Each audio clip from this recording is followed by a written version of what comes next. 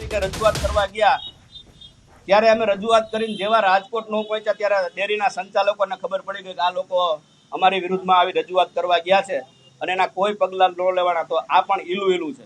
ત્યાર પછી હું હાઈકોર્ટની અંદર ગયો, 3 પિટિશનો કરી અને ત્યારે મને જયેશભાઈ રાદડિયા સાહેબે એમ કીધું કે આ પિટિશન પાછી ખેંચવાની છે. એ પાછી ખેંચી લીધી.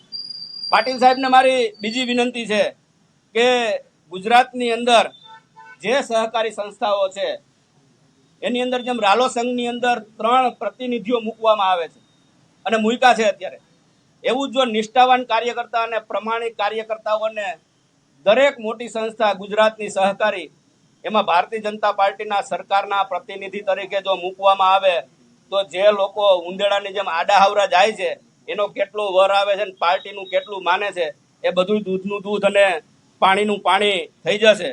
બીજી મારી સરકારને અને પાટીલ સાહેબને વિનંતી છે કે જે સહકારી સંસ્થાઓની અંદર ક્યાંય ભ્રષ્ટાચારની અથવા તો કોઈ કૌભાંડની તપાસો ચાલુ હોય તો એ તપાસો નિષ્પક્ષ રીતે, ન આની બાજુ ન આની બાજુ, નિષ્પક્ષ રીતે એ તપાસો પૂરા કરે તો કેટલાય સહકારી આગેવાનોની નીચે એ રેલો આવે એમ છે. તો આ બધા જ મુદ્દાઓ જ્યારે પાર્ટીને નુકસાન થયું છે તો પાર્ટીને નુકસાન કરવાવાળાને અને પાટીલ સાહેબ આની ઉપર શિસ્ત ભંગના પગલાં લે, જેના હોદ્દાઓ એના છીનવી લે. જેમ હું ભોગ બન્યો છો એવો ભવિષ્યમાં કોઈ ભોગ ન બને અને જે મતદારોએ વિરુદ્ધમાં મતદાન કર્યું છે, પાર્ટીની વિરુદ્ધમાં મતદાન કર્યું છે, એ બધા જ ઉપર શિસ્તભંગના પગલાં કાલથી જ લેવાય. જેમ મારો જ્યારે 5 કલાકનો સમય નહોતો લેવાનો તો આમાંય પણ હવે 5 દિનનો સમય ન લેવાય. હું એવી પાટીલ સાહેબને વિનંતી કરું છું અને પાટીલ સાહેબને ફરીવાર અભિનંદન આપું છું કે તમે જે ઈલું હતું એને તોડવાનું કામ કર્યું છે. હવે વધારે જે ઈલું જે થોડું ઘણું બચ્યું છે એને પણ તોડવાનું કામ કરો ઈલું, એવી મારી વિનંતી છે.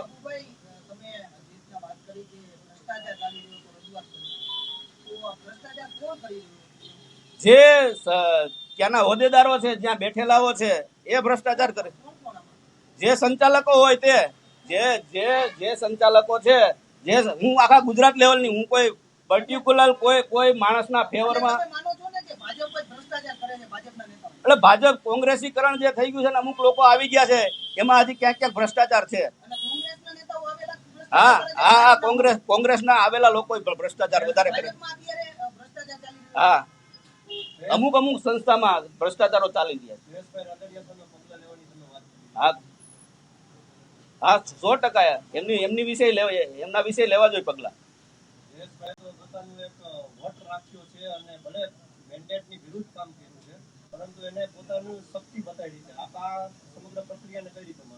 શક્તિ તો અમારી હતી, 16 માંથી 12 ડિરેક્ટરો અમારી સાથે હતા. તો શક્તિ તો અમે ન બતાડી, કારણ કે અમે માની છીએ કે પાર્ટી અમારી મા બાપ છે, પાર્ટી અમને મોટા કર્યા છે. હું તમારી સામે બેઠો છું એ પણ પાર્ટીના કાર્યકર્તા તરીકે અને પાર્ટીના કારણે બેઠો. મારા બાપુજી કોઈ દી ગ્રામ પંચાયતના સભ્ય નહોતા. આજે પણ હું ખેડૂત છું, ગામડે રહું છું. મારી જ્યારે રાજકોટ લોધિકા સંઘની ચૂંટણી ચેરમેન વાઇસ ચેરમેનની પતી ગઈ અને ત્યાર પછી ઠરાવોમાં વિરોધ કરવો એ દરેક ડિરેક્ટરનો અબાધિત અધિકાર હોય છે. ત્યારે જે 3 ઠરાવો એમાં અમને નહોતા ગમતા, એ ઠરાવોની અંદર અમારો વિરોધ હતો કે અમને નથી ગમતું એટલે આમાં અમે તમારી હારે નથી. એટલે એમાંથી બધા જિલ્લા ભાજપથી માંડી, પ્રભારી માંડી, બધા એની સામે વીપી આવ્યા કે આ લોકોને વિરોધ કરવા નથી દેવો. એટલે વિરોધ અમે લેખિતમાં આપ્યો. એટલે મિટિંગ ચાલુ થઈ, મિટિંગ પૂરી થઈ એટલે અમે ત્યારે જિલ્લા ભાજપના પ્રમુખ પણ એ મિટિંગમાં હાજર હતા. એટલે અમે જિલ્લા ભાજપના પ્રમુખને પૂછીને નીકળ્યા કે ભાઈ હવે કાંઈ ન હોય તો અમે નીકળી. એટલે અમે બહુમતી સભ્યો ત્યાંથી નીકળી ગયા અને ત્યાર પછી 10:59 10:58 મારા વોટ્સઅપમાં મેસેજ આવે છે કે આ વ્હીપ છે અને આ વ્હીપનો અનાદર કર્યો છે, આમાં તમારે અનાદર નહોતો કરવાનો. મને વ્હીપ મોકલો. જો ચાલુ મિટિંગે અમે વ્હીપ આપ્યો હોત તો અમે વિરોધ નહોતા કરવાના. અને સાંજના 6 વાગે મારો રાજકોટ તાલુકા ભાજપના પ્રમુખ તરીકે મને હોદ્દામાંથી દૂર કર્યો. આ પ્રક્રિયા મારી ઉપર થઈ.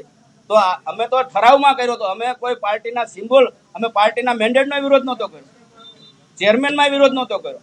તો આ તો આખા પાર્ટીને ગુજરાત દેશ લેવલની સંસ્થામાં પાર્ટીના મેન્ડેટને હરાવ્યો છે. એની સામે આ લડત નથી. આ જે મારી વ્યથા છે, મારી સાથે અન્યાય થયો છે એની સામેનું રિએક્શન છે. જે મારી સામે જે કાર્યવાહી થઈ તો હું ઈચ્છા રાખું કે નાનો કાર્યકર્તા હોય કોઈ મોટો કાર્યકર્તા હોય, પાર્ટીની સિસ્ટમ છે એ બધા સાથે સરખી હોય તો મારી સાથે જે કાર્યવાહી કરી એ અન્ય લોકો ઉપર પણ પાર્ટીના કદાવર નેતા હોય તો એમની ઉપર પણ પગલાં લેવા જોઈએ. નકર મને મારો પાછો હોદ્દો આપવો જોઈએ અને મને ચેરમેન પદ આપવું જોઈએ. પાટીલ સાહેબે જે અત્યાર સુધીમાં જે મેન્ડેટ પ્રથા લાવ્યા છે એનાથી સહકારી ક્ષેત્રે આગેવાનોને ફાયદો કે નુકસાન? અમુક આગેવાનો નુકસાન છે, ઓલ ઓવર કાર્યકર્તાઓને ફાયદો છે કે સંસ્થામાં બેઠા છે અને ઘણીવાર પાટીલ સાહેબને જે તે ભૌગોલિક પરિસ્થિતિનો ખ્યાલ ન હોય તો કોઈ પાર્ટીના આગેવાનોએ ગેરમે જે વાત કરી એમાં તો પાર્ટીમાં જ એવું લાગે છે, તમારી વિરુદ્ધ અલગ કાર્યવાહી, બીજામાં અલગ કાર્યવાહી, આ તો પાર્ટી જ તમારી સાથે એવું એટલે હું પાર્ટીને વિનંતી જ કરું છું પાટીલ સાહેબને આપના માધ્યમથી કે મારી ઉપર કાર્યવાહી કરી એવી જ્યારે આખા ગુજરાતમાં જે લોકોએ પાર્ટીને બદનામ કરી છે એમની ઉપર પણ કાર્યવાહી થાય.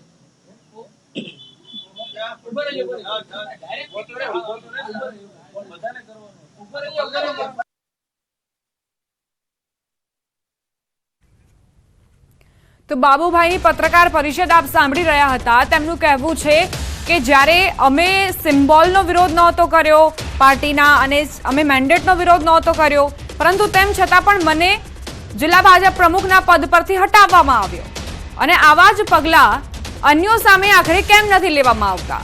ઇફકોની ચૂંટણીને લઈને હવે ભાજપનો આંતરિક કલહ ખુલીને બહાર આવ્યો છે. તેમણે કહ્યું છે કે આ હું મારી વ્યથા ઠાલવવા માટે પત્રકાર પરિષદ મેં બોલાવી છે. આ માત્ર ને માત્ર મારી સાથે જે થયું તેનું રિએક્શન છે. મારી જેમ બીજાની સામે પણ કાર્યવાહી થવી જોઈએ. લોધિકા સંઘની જેમ ઇફકોની ચૂંટણીની કાર્યવાહીની માંગ તેઓ કરી રહ્યા હતા. મેન્ડેટની પ્રથા ઇફકોની ચૂંટણીમાં લાગુ કરવી જોઈએ કે કેમ આખરે મેન્ડેટ વિરુદ્ધ જે લોકો જાય છે તેમની સામે પગલાં નથી લેવાતા અને મારી સામે પગલાં લેવામાં આવ્યા હતા. લોધિકા સંઘની ચૂંટણી વખતની તેમની સાથે જે બનાવ બન્યો હતો તેનો ઉલ્લેખ કરતા તેમણે કહ્યું કે મને કાર્યવાહીનો સામનો કરવો પડ્યો, પરંતુ તેવી જ કાર્યવાહીનો સામનો અન્ય લોકોને નથી કરવો પડતો.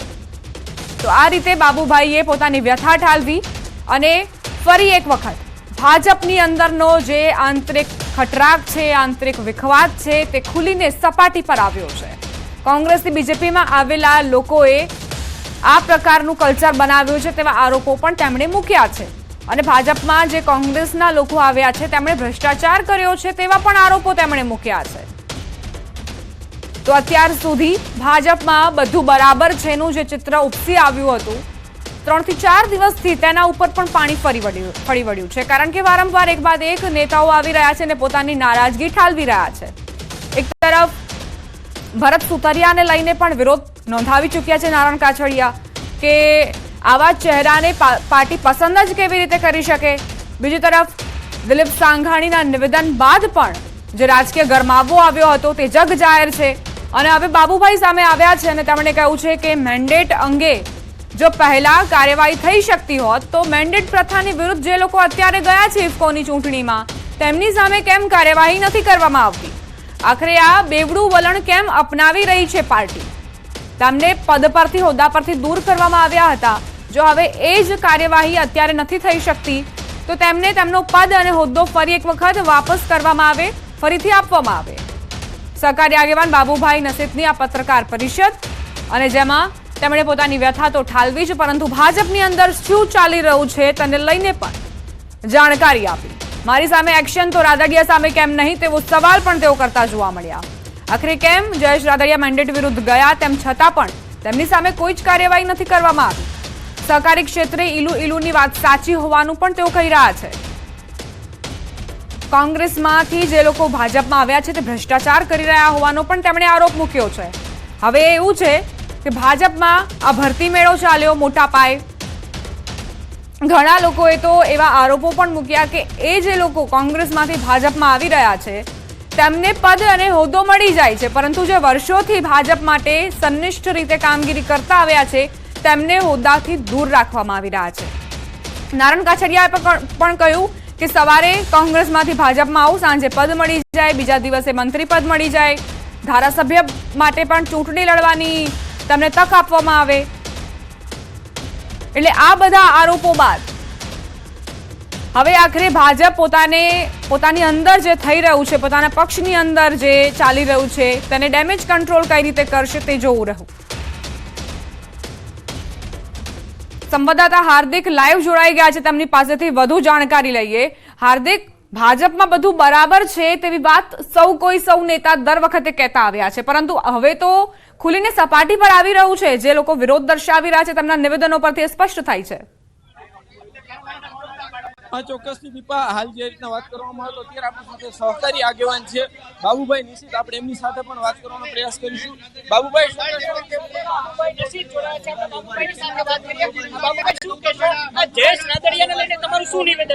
મારું નિવેદન એક જ છે કે અમે જ્યારે ઠરાવમાં અંદર અમને વ્હીપ આપ્યો હતો અને એ પણ પાછળથી આપ્યો હતો, તો અમારી ઉપર જે કાર્યવાહી થઈ, મને પ્રમુખ પદેથી તાત્કાલિક અસરથી દૂર કર્યો, તો જેને મેન્ડેટનો વિરોધ કર્યો છે એમની ઉપર પણ તાત્કાલિક કાર્યવાહી થવી જોઈએ.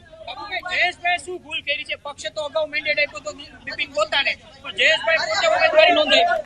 હવે એ ઉમેદવારી કેમ નોંધાવી, શું કરીએ તો એ જ કહી શકે ને, શું કામ ઉમેદવારી નોંધાવી. તો બાબુભાઈ, ખાસ જયેશભાઈ સામે કાર્યવાહી થવી જોઈએ. પક્ષની સામે બળવો કર્યો એ બધું સત્ય છે, તો પાર્ટીએ એની સામે પગલા લેવા જોઈએ. પાટીલ સાહેબે કીધું કે બધા ઈલું કરે છે, ગાંઠિયા ખાય છે, ડાયરા કરે છે, આ બધું શું છે? ઈલું ગાંઠિયા બધું આજે રાજકોટ જિલ્લાની અંદર ઈલું ચાલુ છે. ડાયાભાઈ પીપળિયા છે, એ કોંગ્રેસની અંદર રાજકોટ ડિસ્ટ્રિક્ટ બેંકમાં ડિરેક્ટર છે. વસંતભાઈ ગઢિયા એના જ ગામના છે, એ માર્કેટિંગ યાર્ડના વાઇસ ચેરમેન છે, એ પણ ત્યાંના છે. પીરજાદા સાહેબ છે, એ પણ કોંગ્રેસના છે. આ બધા ઈલું જ કહેવાય આને. બાબુભાઈ, ખાસ જયેશભાઈ સામે કાર્યવાહી થવી જોઈએ. બાબુભાઈ, ગંભીર વાત, તમે ભ્રષ્ટાચારની વાતને લઈને લડત ચલાવી રહ્યા છો, અને આ બધી વસ્તુઓ શું છે? કોંગ્રેસીકરણ થઈ ગયું એટલે ભ્રષ્ટાચાર થયો છે? 100% હું માનું છું કે ભારતીય જનતા પાર્ટીનો કાર્યકર્તા પંથ નિષ્ઠાને વરેલો છે. અમને પણ અમારી પાસે બહુમતી હતી, અમે ચેરમેન ધાર્યું હતું, થઈ શક્યા, પણ પાર્ટીના મેન્ડેટને શિરોમાન્ય ગણી અને અમે જતું કર્યું હતું. પાર્ટીના જ્યારે કોંગ્રેસીકરણ થયું છે ત્યારે અમુક લોકો પણ ભ્રષ્ટાચારના ઈલું કરે. સ્પષ્ટ માનું છું કે મારી સામે કાર્યવાહી થઈ, એવી મેન્ડેટની વિરુદ્ધ જેમને કર્યું એમની સામે થવી જોઈએ. 100% થવી જોઈએ, એમની સાથે થવી જોઈએ જયેશભાઈ સામે.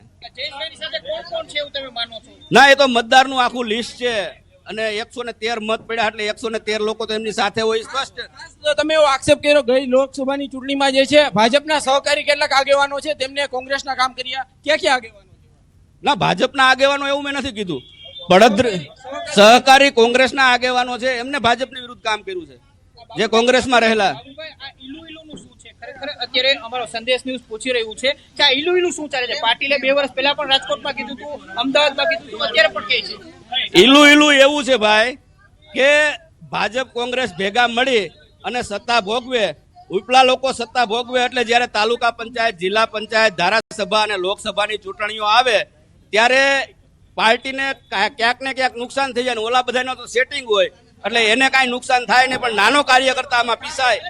લોકો સામે આક્રોશ છે, આવા કેટલા લોકો છે? મોટા નેતાઓનું ઈલું ને સેટિંગ ચાલુ છે, કાર્યકર્તાઓ કુટાઈ જાય છે.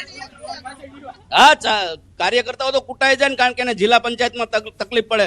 મોટા નેતાનું ઈલું હોય એટલે નાના કાર્યકર્તાઓને તકલીફ પડવાની જ છે. એવા કેટલા આગેવાન છે જેને આવી તકલીફ પડતી હોય, જે નારાજ હોય?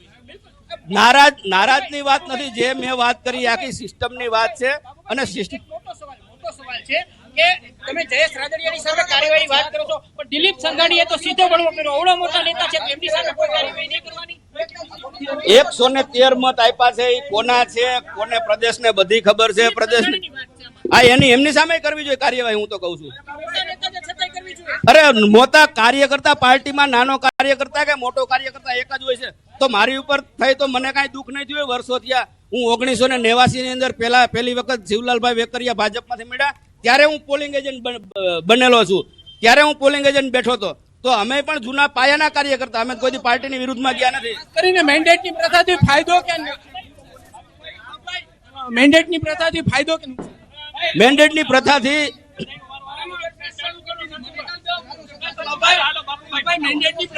મેન્ડેટની પ્રથાથી ફાયદો કે નુકસાન? હાલો, મેન્ડેટની પ્રથાથી ફાયદો થાય છે પાર્ટીને.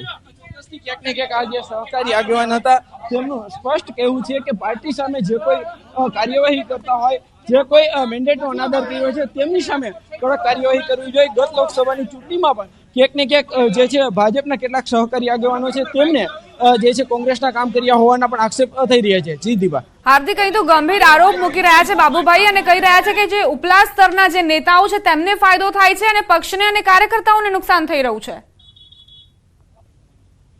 ચોક્કસથી હાલ આ જે મેન્ડેટ પ્રથા છે, મેન્ડેટ પ્રથાના કારણે તેમને જે છે ક્યાંક ને ક્યાંક નુકસાન થઈ રહ્યું છે, કાર્યકરોને નુકસાન થતું હોય છે.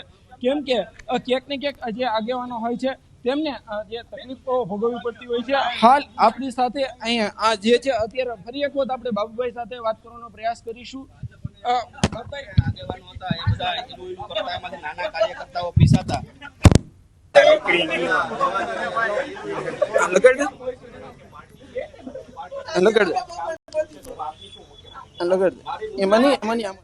તો બાબુભાઈ ખૂબ જ ગંભીર આરોપો અહીં મુકતા જોવા મળ્યા છે અને સાથે જ તમને કહ્યું કે જ્યારે તેમની સામે કાર્યવાહી થઈ શકતી હોય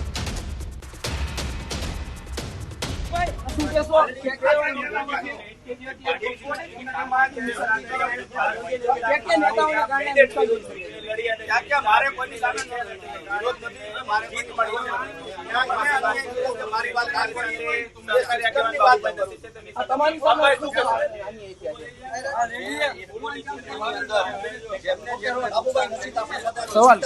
સવાલ પૂછો. જેમને મેન્ડેટનો અનાદર કર્યો છે એમની સામે પગલાં લેવા જોઈએ, અમારું સ્પષ્ટ માનવું છે. બાબાઈ સીઆર પાટીલે જે રીતના મેન્ડેટ તથા સહકારી ક્ષેત્રમાં લાવ્યા છે, આનાથી ફાયદો કોને, નુકસાન કોને? આમાંથી મેન્ડેટ પ્રથાથી નાના કાર્યકર્તાઓને અને પાર્ટીને ખૂબ ફાયદો છે. નુકસાની જે બની બેઠેલા આગેવાનો હોય ને એમની ક્યાંક ગરાસ લૂંટાઈ જતો હોય એટલે એમને નુકસાની જતી હોય ઉપર ને કદાચ આ એનું વર્ષોથી જે ભાજપ અને કોંગ્રેસના નેતાઓ જે ભેગા થઈને સહકારી સંસ્થામાં બધા રાજ કરતા અને એના કારણે તાલુકા પંચાયત, જિલ્લા પંચાયત, લોકસભા અને ધારાસભામાં જે નાના કાર્યકર્તાઓને અને પાર્ટીના ઉમેદવારોને નુકસાની જાતી અને એના કારણે જે મેન્ડેટ છે એટલે દૂધનું દૂધ ને પાણીનું પાણી થઈ જાય તો ભાજપ કોંગ્રેસ જેવું રહે. ભ્રષ્ટાચારના આરોપ લગાવ્યા એ શું? ભ્રષ્ટાચારના આરોપ એનું તો બધી જગ્યાએ છે, એ સમય આવશે હું બતાવીશ. ભ્રષ્ટાચારના આરોપ તમે લગાવ્યા સહકારી ક્ષેત્રમાં, કોના વિરુદ્ધ, કોણ કરે છે? મેં એમ કીધું છે કે આ ભ્રષ્ટાચારની જે અરજીઓ છે, ભ્રષ્ટાચારની તપાસો છે, એ તપાસો જલ્દી કરાવવી જોઈએ એટલે દૂધનું દૂધ પાણીનું પાણી થઈ જાય છે. કોણ ભ્રષ્ટાચાર કરે છે ને ક્યાં ભ્રષ્ટાચાર તમારી સાથે શું બન્યું? મારી સાથે તો પાર્ટીની ઠરાવની અંદર